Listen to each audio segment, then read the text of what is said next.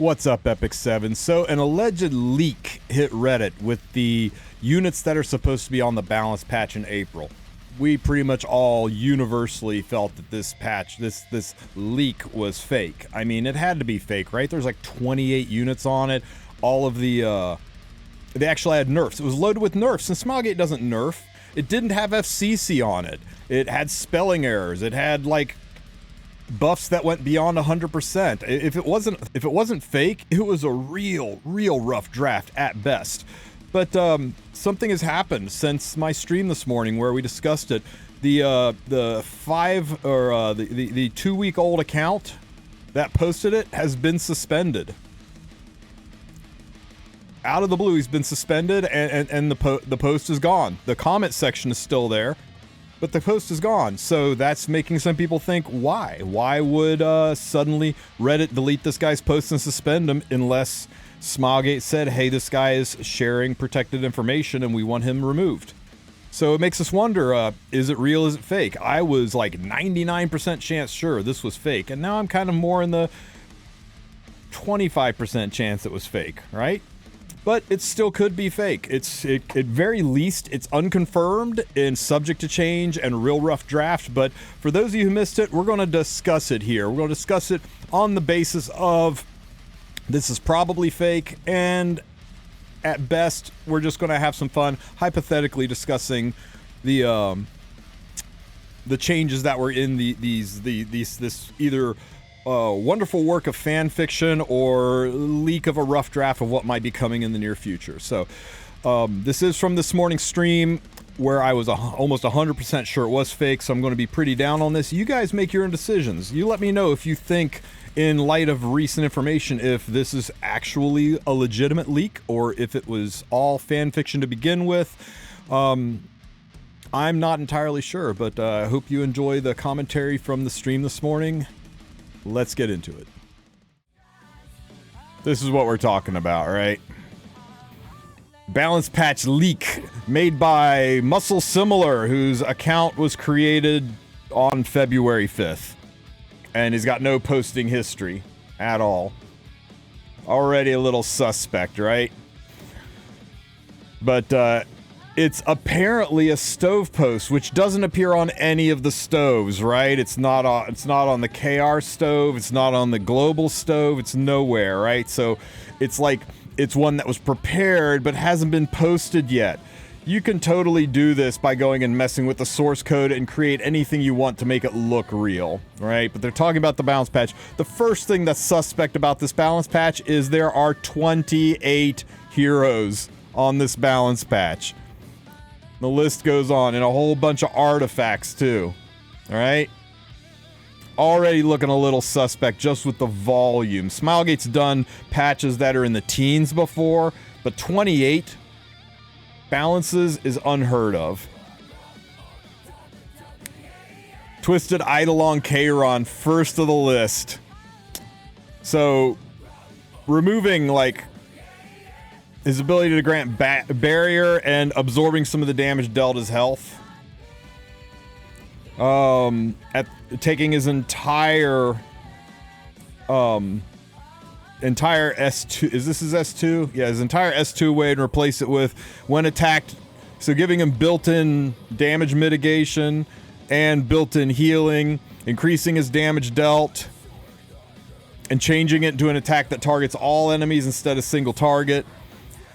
After attacking on the caster's turn, grants resolution to the caster when resolution is stacked to 3, dispels all debuffs on the caster, and increases combat race by 100%.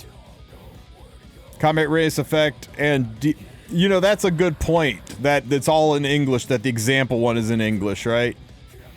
Resolution, unique effect, increases the caster's speed by 10% up to 30%. And then we're completely removing his S3 skill and replacing it with unleashes the power of your DMX sword before consuming all stacks of resolution, dealing 5,000 fixed damage. The resolution number stacks consumes up to a maximum of 10,000 damage, or up to a maximum of 15,000 damage. Honestly, even if they did this, I'm not sure it would change his usage. Without any kind of a cockroach passive, he's just still gonna die. Specimen says they're increasing his damage dealt and increases combat readiness. Oh wait, effect chance. 50% chance to stun. So they're giving him 100% chance stun and increasing his damage. Raising his stun chances, increasing his damage. After an ally, except for the caster, uses a skill, if the enemy is stunned, increases the combat race of the caster by 20%, making it even, basically make it so he, as soon as you stun something, Sez will get to take a turn and kill it. That's a little crazy, I think. But that would make Sez very playable, for sure. Desert Jewel Basar. The amount correct. Okay, so amount recovered increased proportional to the target's health and the caster's attack, so they're just changing it to the target's health and leaving his attack out of it, and they're increasing the healing, making him a better healer, giving him 100% chance to blind instead of 85% chance to blind. What else are they doing for Basar other than 100% blind? When the skill is available according to cooldown at the end of enemy's turn, the combat race the caster by 20%. A lot of combat readiness filling in all of these buffs. Everybody's gotten combat readiness boosts. When the skill is available according to 20% at the end of the first turn, grants Genius Merchant to the caster. Genius Merchant's an undispel. We all love new undispellable effects, right? Decreases damage suffered by 30%. Okay, so we just make him tankier, give him better CR pushes, and boost his healing. That's kind of exactly what Basar needs. Little Queen Charlotte. When attacking on the caster's turn, if the target is a dark element, activates the same skill as an extra attack. Damage dealt decreased, but she hits twice, guys, when it's dark. Increases critical hit chance by 15%, and critical hit resistance by 100%. And critical hit resistance by, so she can't be crit. After being attacked, increases combat race by 15%. So she cycles faster, she can't be crit, and we're giving her bonus crit. And we're giving her, again, we are 4 for 4 now with heroes getting increased combat readiness in their kit. Whoever made this really likes giving combat readiness to the units, right, guys? Death Dealer Ray.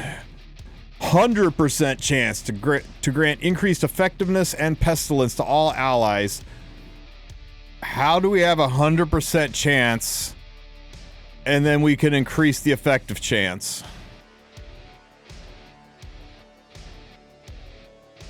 Right? These numbers don't reflect these numbers, right? When they post this stuff. This has a 100% chance to grant increased effectiveness and pestilence to all allies, and you can mull it up to 130% chance. That's pretty cool. That looks totally legitimate that you can mull it up to 130%. Nice. And they're taking away his chance to put people to sleep. I mean, this is such a stupid, lazy nerf that has a mistake in it that Smilegate wouldn't make. They would have said has a 70% chance that you can mull it up to 100%. And, nah, fam. Yeah, this is a DDR nerf, but this just really piles on heavier that I think this is fake. This is fan fiction.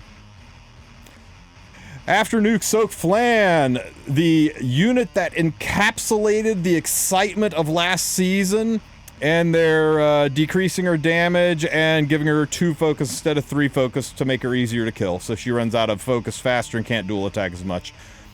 But she encapsulated the excitement of last season's RTA. Ilanov. What are they going to do to make Ilanov an actual functional unit, guys? When attacking on the caster's turn, if the enemy has injuries, uses Punish instead of Rush. So all they have to do is be injured just a little bit, like by anything, right? Alencia S3, and when she attacks on her turn, she'll always use Punish. Attacks and pierces the enemy. A successful attack deals damage equivalent to 40% of the injuries inflicted on the target. Holy shit. Damage dealt increases proportional to the caster's max health, and of course decreasing damage so she doesn't one-shot anything in the game that has injury on it. Increases max health by 10%. When attacking, inflicts injury. Severity of the injury proportional to damage dealt. Okay, sure. And we're just straight up giving her 2, 4, 5% more health. combat is again. You know what? The past two are nerfs, so they don't count, but so far every single buff has involved increasing combat readiness of the caster in some way, shape, or form. But what else do we got? If it's actually happening, okay, her exclusive equipments are more combat readiness pushing, and giving her some defense buffs. Sure. Ball and Cezanne, the unit everybody wanted buffed, right? So, better chance to inflict poison, which means really nothing, I guess, unless it might make him better in some abyss.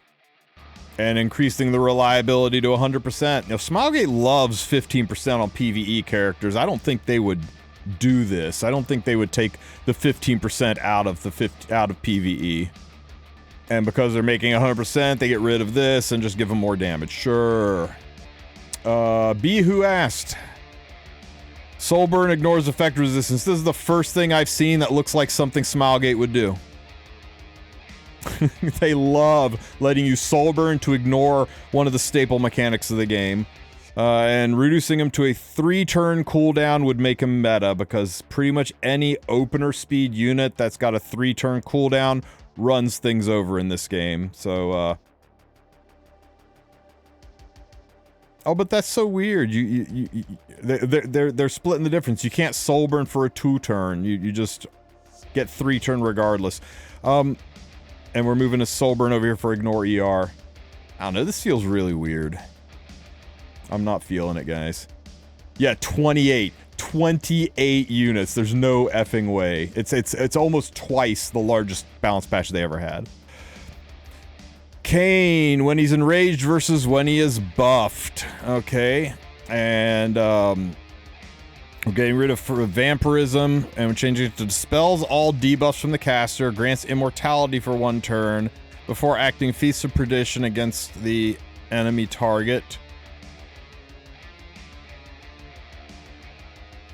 When the enemy is defeated or... Yeah, if this is real, it's still stupid, right? I mean, all this happens before activating the skill that gives him Gab.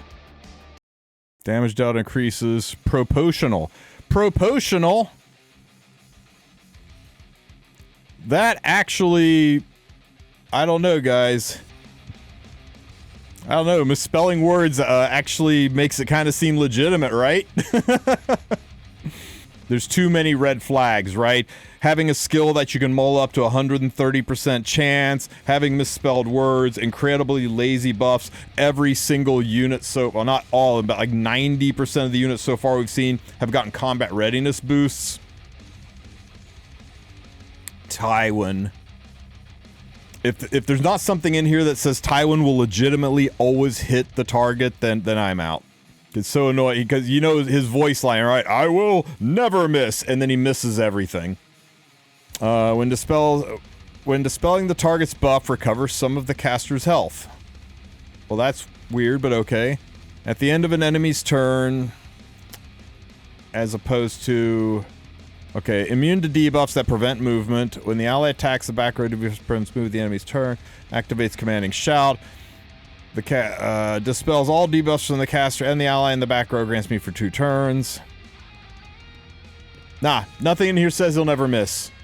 Dispels all the debuffs from the caster and the ally in the back row before granting immunity and barrier for 2 turns. Would this do anything?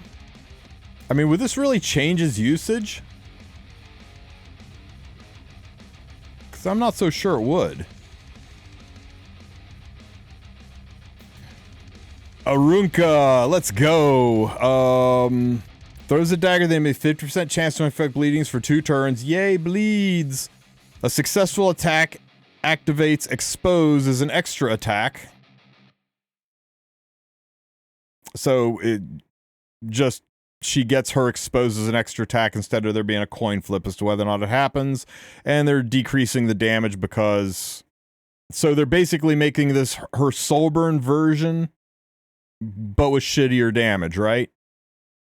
Because you could Soulburn her for 100% activate Expose and not suffer the decreased damage. So they better do something impressive with their Soulburn, because that's overall a drop, a nerf. More combat readiness boosting. Nice, nice, nice. And soul burn to increase damage dealt on Thrash of the Prairie. Okay, so we've done nothing really for Arunca, unless this damage dealt increase is staggeringly huge. Charles! Are our postures about to be corrected? After you have 50% chance to activate Smash as an extra attack, and it's doubled when the enemy is buffed. So instead of 25-50, it's now 50 and 100. And damage dealt increases proportional to the caster's max health. So we're making him an HP scaler, which, let's be real, the main reason Charles isn't used anymore is he's an attack scaling knight, and there are no good attack scaling knights that don't have giga insane kits, right? All DPS knights that are decent are HP scaling. Like, I think, you know, unless you start talking about things like, you know, Landy, right? Yeah, and Landy's not good. I mean, she's barely functional in a modern meta. She was only good before because you were on a countdown timer for her to throw her boat, which just wiped your whole team. But that's why Shu works, and, you know, because people are like, oh, well, Shu is just Blue Charles. I'm like, well, she's Blue Charles, but she's an HP scaler. If Charles was an HP scaler, he would become Green Shu. Damage max health, damage dealt, increased burst skill counterattack, fine. Damage dealt increase, so he hits harder. You know, Charles doesn't need to hit harder. It was just hard to use him. But now that you can HP stack him, you can have the survivability of a knight that does DPS. Yeah, this would make Charles usable again. This would have people's postures being corrected left and right. It would not just make Charles usable, it would make him terrifyingly usable with how buff heavy of a meta we're in. Charles would have a 100% to jack up poor Tori. Yeah, this would bring Charles back into the game in a very real way.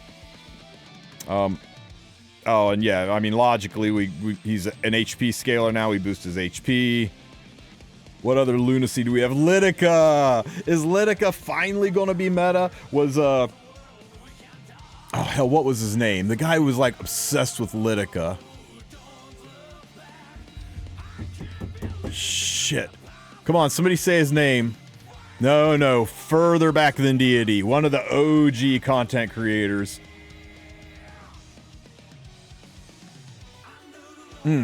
It'll come to me in a minute. Anyway. Lidica. Okay, so, attacks all enemies dispelling one buff with a 100% chance to decrease hit chance and make them unhealable for 2 turns, and we get an extra turn, so this skill, which was kind of not so good, suddenly you're gonna be able to use it because it gets an extra turn. 3-turn skill down to a 4-turn skill cooldown is the same thing. Damone Kim, thank you, Zeophyte. Yes, the prophet Damone Kim, who was sure that Lidica was going to be the best unit in the game. Oh my god, is he finally right? Is the prophecy of Damone Kim finally coming to fruition on Lidica?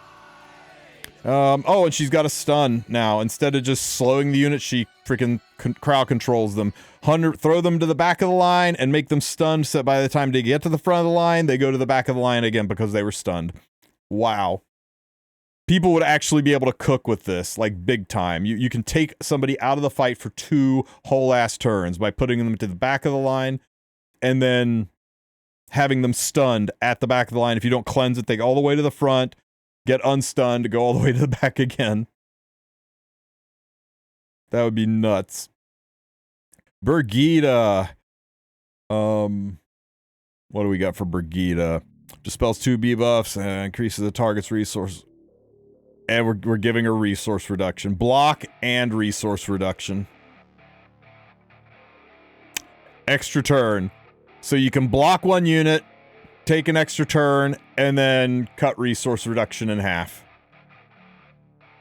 And we're reducing her cooldown to 4, and this reduces it to 3. So we're taking 2 cooldowns off of her block skill. This is insane.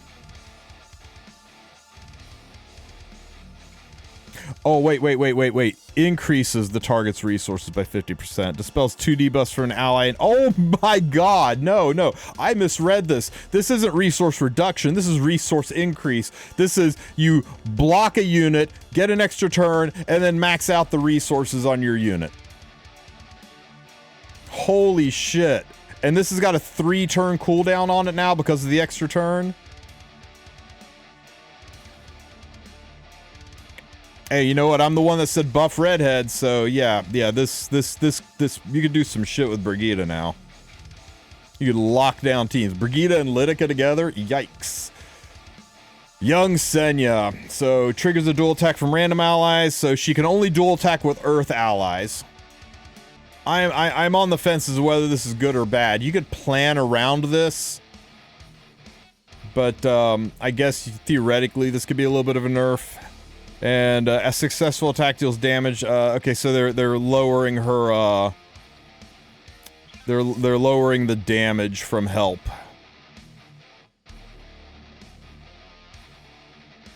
I don't really think this changes much, guys. Even if they did this, I don't think they changed this much at all. This makes it look like a nerf, but I don't really think it is. If anything, it lets you plan a little bit better who she dual attacks with. Yeah, well, you can force a dual attack with Alencia and do some injury, right? You could force a dual attack with Green Charles that makes Charles go into smash and get 2 extra hits, right? with the Charles buffs. All right, part 2 is extra juicy. Blood Blade Corinne. Stat increases decrease.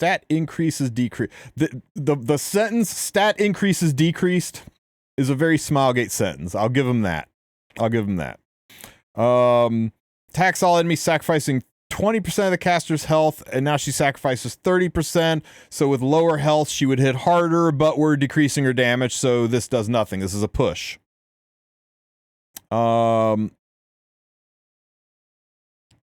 And I mean, it's just a straight up, I mean, depending on how much the damage is decreased versus how much the scaling is on the 30%, this is kind of a push, but they're lowering her stat increases, so yeah.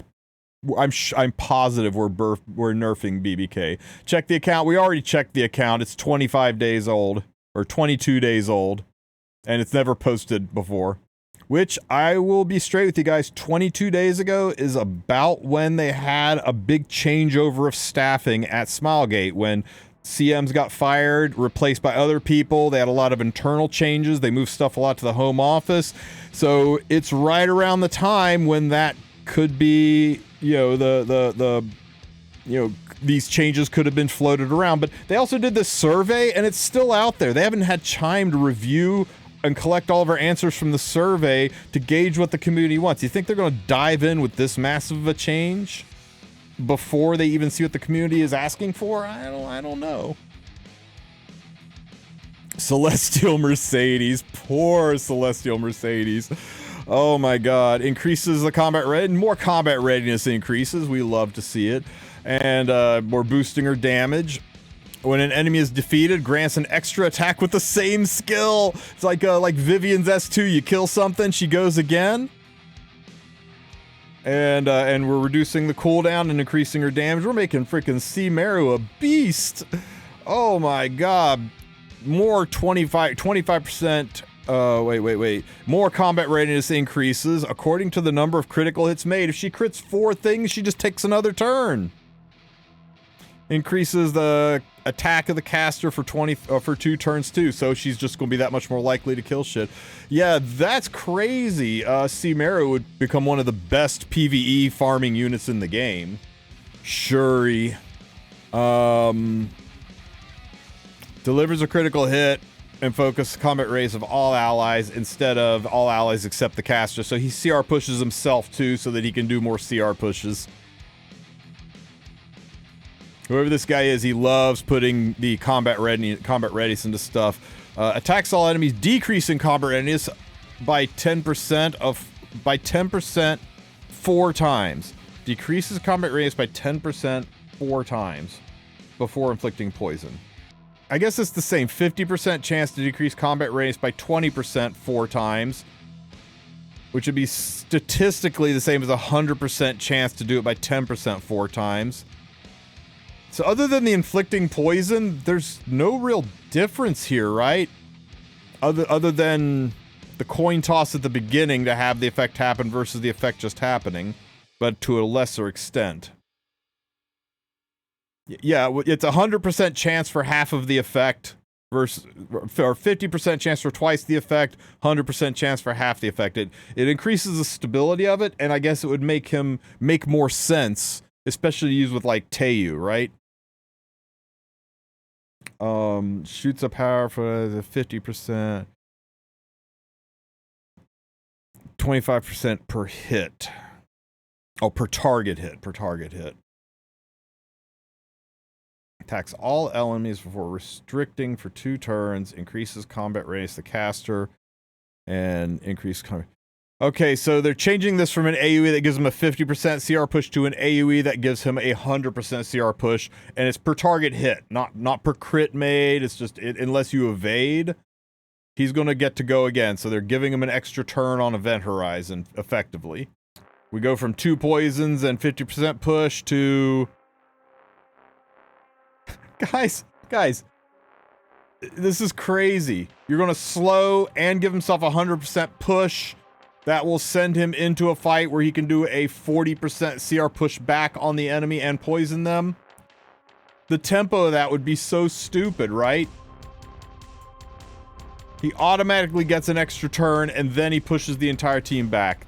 Roman would be one of the best fucking openers in the game. And sure, we'll give him 50% free effectiveness for 2 turns when he uses the skill that pushes things back. He uses this skill, gets 100% CR push, 50% more effectiveness for restrict, and he's still got the effectiveness buff, which makes it easier for him to do your 4 pushbacks. Okay, sure. Zerato. Man, remember like almost every other patch, they buffed Ice Zerato, hoping that we would use, and people just said, nah, we don't care. You can make him the best unit in the game. Ice Zerato, I think, is hated more than he's hated more than Ervalin, guys. So do they do something to Zerato that'll make people actually consider building him? Attacks, just taking all of his skill away, and attacks the enemy repeatedly. If the enemy is defeated, decreases the caster's skill cooldown by 1 turn. Okay. You still gotta defeat the enemy, though. Attacks all enemies with a giant iceberg with a 75% chance to stun, 85% chance to decrease defense, and increase the combat radius 50% because we can't do a buff without increasing combat radius by 50% or more. Yeah, still nobody's going to use this unit. Sorry. Wanda.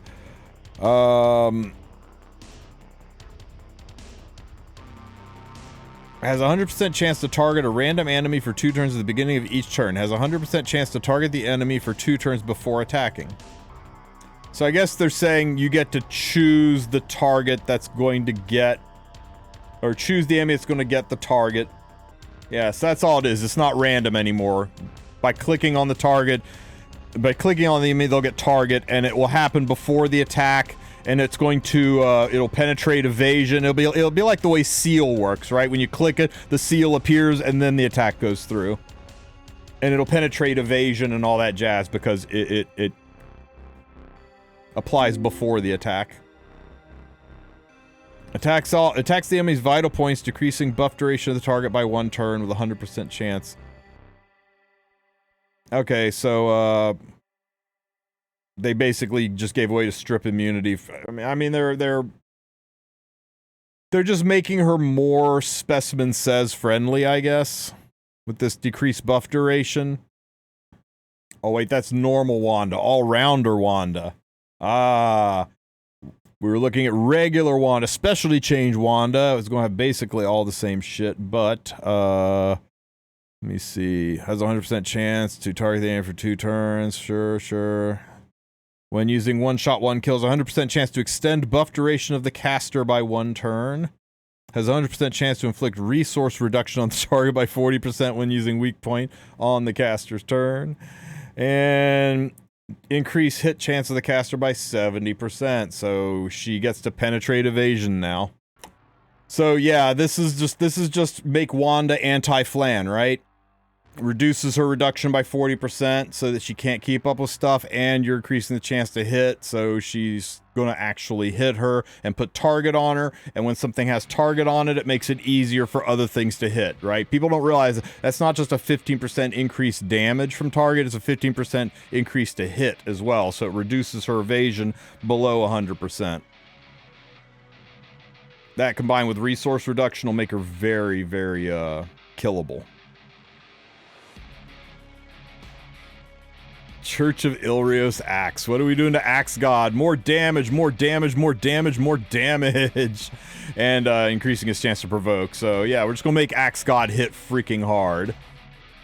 And his specialty change is exactly the same, except we're giving him some increased defense. Butcher Core, more damage, more damage, more damage. Man, the whole Chaos crew is getting damage. Holy shit, Chaos Inquisitor. More damage, more damage, more damage, more effectiveness. More attack. Wait, increases damage dealt by heavy strike to just 10% increased attack. After being attacked, has a 20% chance to dispel 1 deep. So built in Stella Harpa. We're actually reducing the amount that he recovers. That's weird. Everything else has been a straight up buff or taking away some of his self-sustain. When an ally, except for the caster's attack, has a 15% chance to counterattack. Can only attack happen once per turn. Mort gets to counterattack every single turn. Why can this only happen once per turn? And we're changing his imprint concentration to make him easier to build. There was like a 15 minutes where everyone was using Chaos Inquisitor and RTA. It was kind of funny. Oh my god, Shepherd Jenna. More effectiveness, great. Changing this from her signature Frostbite to any debuff for the push. After using Punishing Light, has a 100% chance to decrease hit chance for 1 turn. Wow. This is useless. Okay. Artifact changes. Wow, Stella Harper dispels 2 debuffs now. This would make Stella insane. Guide to a decision. At start of the battle, grants barrier equal to 25% of the caster's mass health for 2 turns. When the caster has a barrier after being attacked, increases combat race by 15%. This would actually make this a usable artifact instead of useless artifact. Sword of Autumn Eclipse increases the attack of caster by 10%, increases the hit chance of all allies by 20%. Yikes. Dude, this is almost like better. Doesn't this make Sword of Autumn Eclipse a better symbol of unity? Right, you get less damage on the main unit, but everybody gets hit chance. Everybody can ignore the evasion artifacts. This artifact is crazy. Holy shit, this is busted. Santa Muerte, the artifact that most people don't even know exists. Increases effectiveness. After attacking with a single chance, there's a 48% to inflict vampiric touch on the target for 2 turns. Vampiric touch effect is not activated by counterattack, dual attack, or extra attack. Might be nice in like some PvE stuff where you can't really take a Soul Weaver. Balthez's Orbiculum. When attacked, if expected damage suffered is equal to 20% more of the max health, decreases damage suffered by 20%. So it makes it a more consistent. It makes it more consistent while this is the second one we've seen where it's like, you know, a chance to a 50% chance to do a thing great to 100% chance to do a thing that's kind of eh. Nobody's going to use this artifact. That's not enough mitigation to be worth it. Tear of the Desert. Man, this is an event artifact, isn't it? Isn't this an event artifact? Like a 3-star? Increases the attack and effectiveness of the caster by 5 to 10%. Oh, and it stacks. So this could be 30% increased attack. Oh, it's a Hall of Trials one. 30% increased attack and 30% increased effectiveness. Ain't no way they would turn this garbage artifact into something that everybody's going to have multiples of. Ain't no way. Oh my god. Is there a part 3 to this, or is that it? What do you guys think? What do you think is the chance that this is real? What do you guys think on a scale of 1 to 10? Post the number, 1 being 100% fake and 10 being 100% real. What do you guys think? There's so many things, right? There's so many things. It's not translated from Korean. That automatically throws suspicion on it. Most of the leaks are translated. It's got some weird eccentricities in it, like this one here, where the skill can be 130% chance after you mola it. I can't find it, but there was one where they couldn't spell the word proportional. Yeah. Damage dealt increases proportional to the caster's health loss. Typos and misspellings are kind of Smilegate's signature, though, so that actually kind of makes it seem a little bit more real. And just about every single buff on this patch is all about seriously increasing the tempo of the unit or the team, right? Increase combat readiness, increase combat readiness, increase combat readiness. I mean, it just is loaded with that. And nerfing the one of the most recent limited units, right? You know, when they haven't even come out with a lot of stuff that tries to answer this unit yet. So just straight up nerfing it, even though this is one of the 2 most asked for nerfs in the game. There's also no Fallen Cecilia buff, right? I mean, after saying we're going to work on buffs that are more in line with the unit's skills and stuff, they work on 28 other things, but somehow didn't have time to squeeze FCC into the list. That feels really suspicious to me. And, yeah. The fact that this thing is loaded with nerfs. And of all of the units in here that are being nerfed, not a single one of them is named Harsetti. Doesn't that seem a little odd to you? That they would nerf the number 2 and number 3 pain in the ass units, but not the number 1 pain in the ass unit. Yeah, I don't buy it, guys. But anyway, let me know what you guys think. I strongly recommend that you pay it only little mind, discuss it with your friends as a what if to enjoy it. But it's the chances of this being real are, I think, less than 5% chance of being real.